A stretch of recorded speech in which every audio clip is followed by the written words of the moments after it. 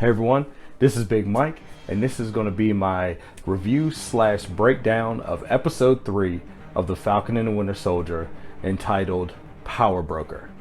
So this episode had a lot for us to unpack. So first, what I want to do is just go ahead and get my review out of the way like I usually do.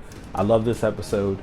It was a lot of information that, we got out of here that moving forward, it's raised a lot of questions, and also provided some answers, which, in a show like this, this is what you want.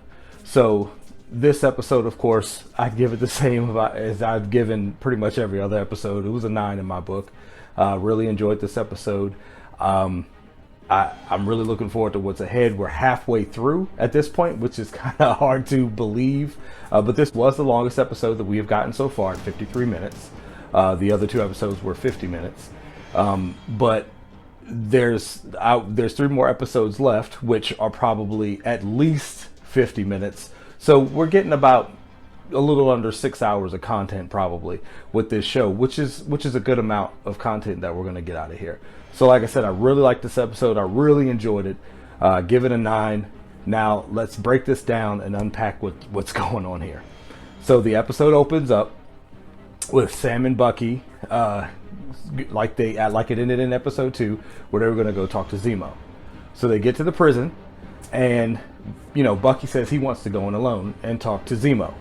So when he talks to Sam after he comes back, he's like, hey, what about getting Zemo out of here? And he's like, what? He's like, let me tell you a hypothetical. And that's when they go through the whole thing of how Zemo did escape and how Bucky did let him escape. And so basically Sam was not happy about this, of course, at first. But they needed this assistance. They needed his knowledge, and this was the price they had to pay for it. He wanted to get out. So, of course, Sam reluctantly agrees, and they go to Madripoor. So, it was kind of cool that they had, this undercover, story.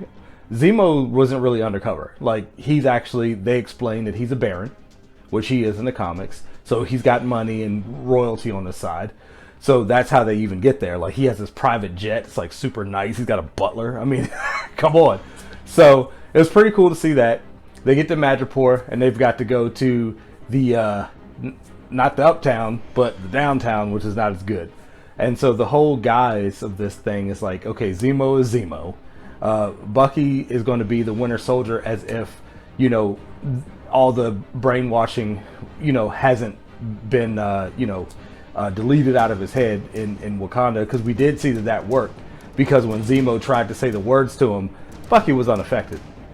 And he was like, yeah, those days are over, bro. Type of thing. That was handled. That was taken care of. And even Zemo said he saw a little bit of it inside, but I don't think he meant he could still be controlled. I think he meant what we got in Madripoor, where Bucky's playing the role as the Winter Soldier. And basically when Zemo sicks him on people that, they need out of the way. I mean, Bucky was wiping the floor with some of these people. I mean, it was even Sam's face was a little bit oh, I mean, are you all right? Because even when it was over, Sam looks at Bucky, he's like, are you good? And Bucky's like, yeah. So, they had to meet with this person to get more information. Of course, that went south, as things tend to do.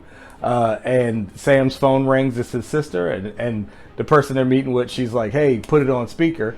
And of course it comes out that his name isn't the person that he was supposed to be, some kind of African, warlord or something. And she tells her people to kill him immediately. And all of a sudden she gets sniped, and they ended up escaping. And then who do they run into? Sharon. Now this part kind of got me oh man, you feeling bad for Sharon Carter at this point, because she helped them out a lot during Civil War. Now Bucky's even been pardoned. Of course, Sam, he's still working with the military with contracts and everything else, even though he's not re-enlisted. And this whole time she's been on the run. Now it wasn't really clear whether or not she was dusted, during the blip or whatever, but from as far as I could tell in the episode, she hadn't been. She had been in Madripoor this whole time, because she can't go back home. She can't talk to her family, anything like that. So you're like, oh man. So they kind of asked for her help, and Sam's like, look, we'll get you this pardon. All right. So Zemo gives them this name of oh man, Doctor. I don't recall his name right off the top of my head right now, but I do remember in the comics this doctor was the one that actually was in charge of Project Rebirth, who was able to perfect the super soldier serum that they use on Isaiah Bradley.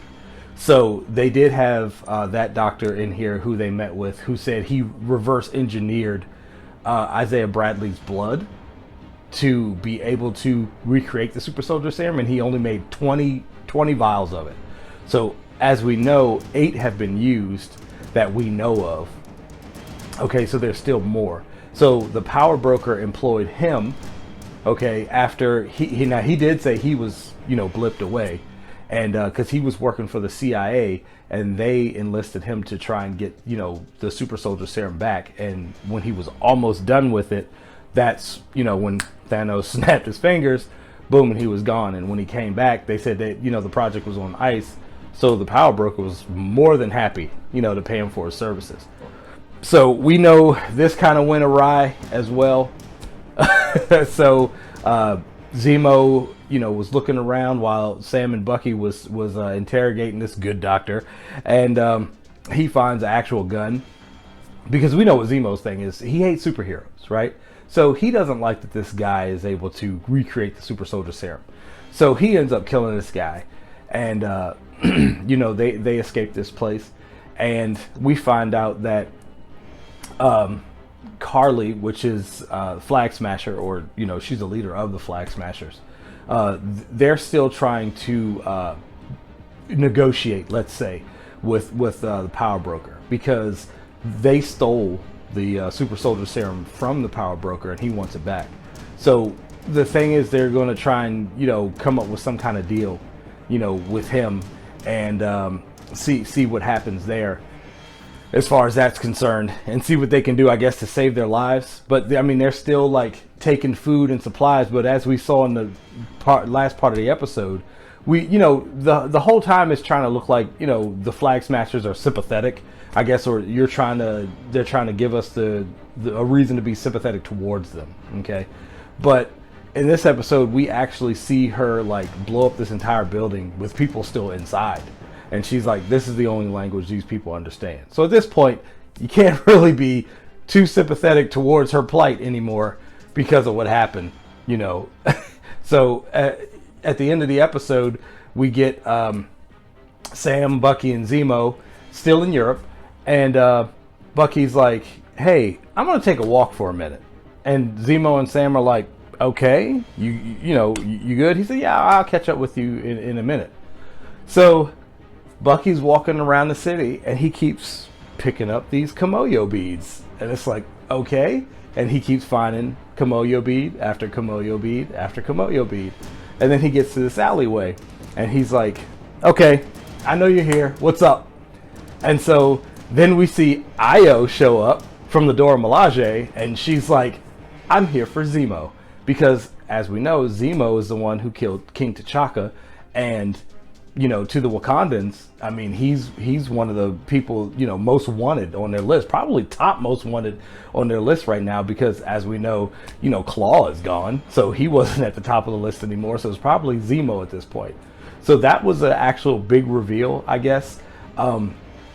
Rumors have been flying around about big character reveals in different episodes and, things like that. And we did get Io in episode 3, which, I mean, it's cool to see, but it's not like one of the larger, MCU characters and, the rumors that we've heard so far. So we've tried to learn from WandaVision and not, speculate too much. But as far as this is concerned, I'm really enjoying, the Falcon and Winter Soldier so far. I'm trying not to dig too deep into, what does this mean and who's going to show up and, all the rumors and stuff that we hear. Because most of the time, it doesn't really work out the way we've heard online.